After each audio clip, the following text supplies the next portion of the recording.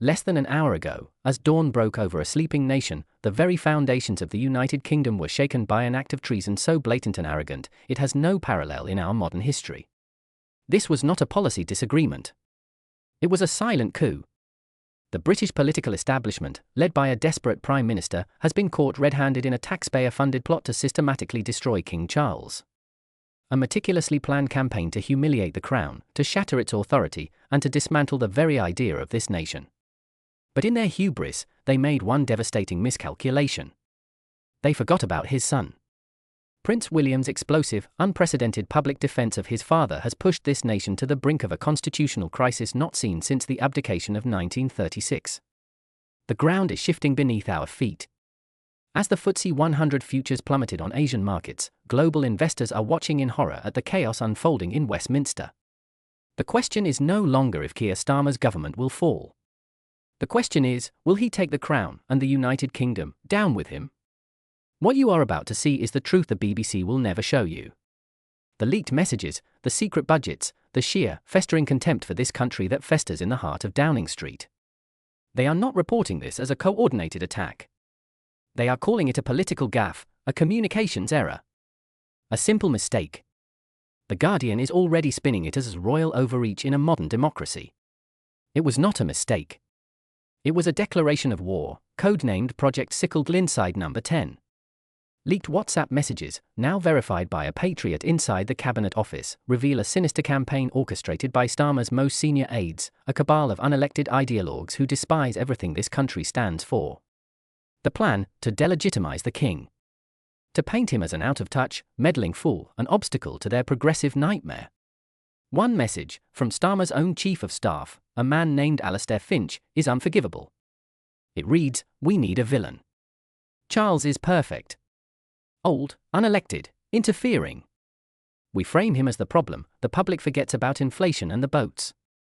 Another message, sent to the entire strategy team, laid out the next phase, brief friendly journalists. Plant the seed that he's mentally unfit. The Doddery King narrative. It will stick. A third, from a junior aide seeking to impress her bosses, chillingly suggests, we can also start a quiet narrative on social media about the cost of the Queen Consort's wardrobe. Juxtapose it with a food bank. That always works. This wasn't just political strategy. This was a character assassination, plotted in secret, funded by you. Documents leaked to the Telegraph exposed the operation's budget, over £300,000 of your money. Your taxes. Funneled through a shell company called Civic Future Limited, a front with a fake address in Islington, to a firm of American political consultants called Apex Strategies. These are the same attack dogs hired for the dirtiest campaigns in the United States, infamous for their work destroying political opponents with fabricated scandals in the last presidential election. They were paid with your mortgage payments, your council tax, your fuel duty. The breakdown is sickening: £150,000 for opposition research into the royal family's private finances and past associations, £75,000 for aggressive media placement in sympathetic newspapers, and a further £75,000 for a digital smear campaign using automated bot accounts to spread the poison on social media. A final £40,000 was allocated for psychological profiling of the king. While you struggle to pay your bills, while your energy costs spiral into the stratosphere, Keir Starmer was using your money to plot against the king. It's a level of corruption and deceit that is breathtaking. And they thought they would get away with it. This is the two-tier Britain they have built.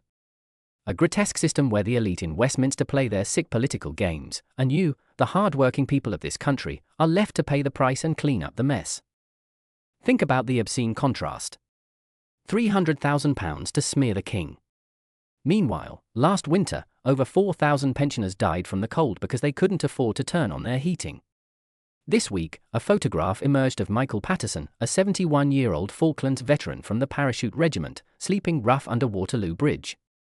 A man who fought at Goose Green, who watched his friends die for the crown, now abandoned by the state he served. His pension, after 40 years of service, doesn't even cover a week's rent in the city he once defended. There are over 6,000 homeless veterans on our streets tonight. 6,000 heroes, betrayed and forgotten. While they shiver in the cold, Starmer's government spent £1.2 million last month on Bollinger and canapés for Labour donors at the Savoy, diversity consultants for the civil service, and luxury hotels for their swarm of useless advisors. Government accounts, buried on page 347 of a Treasury report, show £38,000 spent on strategic communications training for junior ministers. In other words, teaching them how to lie to you more effectively. Another £95,000 was spent on an unconscious bias audit for the Department for Environment, Food and Rural Affairs. They are more interested in auditing farmers for imaginary thought crimes than they are in protecting our food security. Ask Sarah Jenkins, a third-generation farmer in Lincolnshire, who is facing bankruptcy because of their net zero levies, while the very department destroying her livelihood spends her tax money on woke nonsense. In the same month, they spent £500,000 of your money redesigning the Home Office logo, only to scrap it weeks later in a fit of indecision. This isn't just incompetence. It is a moral collapse. A government that spends more money attacking its own head of state than it does housing its war heroes is a government that has lost its soul. It is a regime that despises the very people it claims to represent. The primary architect of this chaos is Keir Starmer. A man so consumed by his own political desperation that he was willing to light a constitutional fire just to distract from his own failures. But when the moment of confrontation came, he folded. When Prince William, in an act of breathtaking courage, shattered 70 years of royal protocol to defend his father in Westminster Abbey, Starmer didn't look defiant. He didn't look angry. He looked like a coward. His face drained of colour, his hands trembling, frozen in a state of pure, public humiliation as cameras from around the world zoomed in on his terror. A gasp echoed through the ancient stone hall. The military chiefs in the front row sat like granite statues, their contempt for the Prime Minister palpable.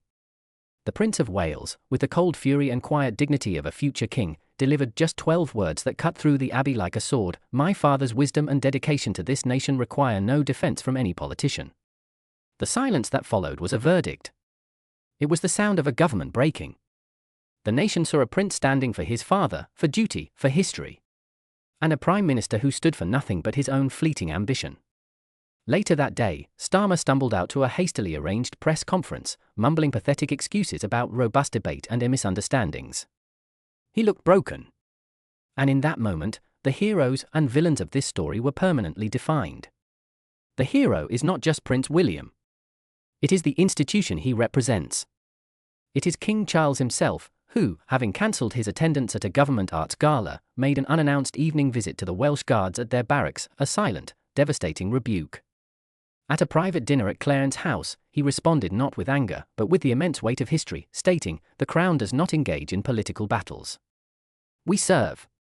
And the hero is Nigel Farage, who calmly stated on national television what millions are now thinking, while career politicians panic and plot in their Westminster bubble: we stand for the values that made Britain great. This is an attack on all of us, and it will not stand. The public response has been an earthquake. Reform UK's membership has surged by 250% in 3 days. Their polling is skyrocketing in Hartlepool, Doncaster, and the red wall seats Labour thought it owned. Starmer's party has collapsed to third place in a national poll for the first time in modern history. He has lost the people. He has lost his party. He has lost all authority. This is no longer just a political scandal. It is a battle for the soul of Britain. And it is a battle Starmer is catastrophically losing. Parliament returns tomorrow. Prime Minister's questions will not be a debate, it will be an execution. Conservative leader Rishi Sunak is preparing to lay out the evidence of this conspiracy, piece by damning piece, on the floor of the House. Behind the scenes, Labour MPs are in open revolt. Senior figures, from Shadow Chancellor Rachel Reeves to Wes Streeting, are in secret WhatsApp groups plotting his removal, frantically trying to save themselves from the electoral extinction he has brought upon them. The pound sterling is in freefall as international markets panic at the sight of Britain's political instability. A senior analyst at Goldman Sachs was quoted this morning, saying political risk in the UK is now UN investable. This is the humiliation Starmer has brought upon us, a threat to your pension, your mortgage, your savings. And now, senior peers in the House of Lords, led by the respected crossbencher Lord Evans, are discussing a constitutional or nuclear option, a formal censure of a sitting Prime Minister for attacking the monarchy, a move not used since 1783 against Lord North, whose government collapsed days later. This is the endgame. A nation holding its breath, watching a weak, desperate Prime Minister who has been outmaneuvered by a prince, a king, and the British people themselves. So, the final question is for you. Has Keir Starmer's desperate gamble to save his own career just triggered the end of his party for a generation? And as the establishment crumbles, is the path now clear for a patriot like Nigel Farage to finally lead this country? Drop your verdict in the comments below. We read every single one. Share this video with everyone who needs to know the truth. The mainstream media is trying to bury this story. We will not let them. Subscribe and hit the notification bell. Because the fight for Britain has just begun.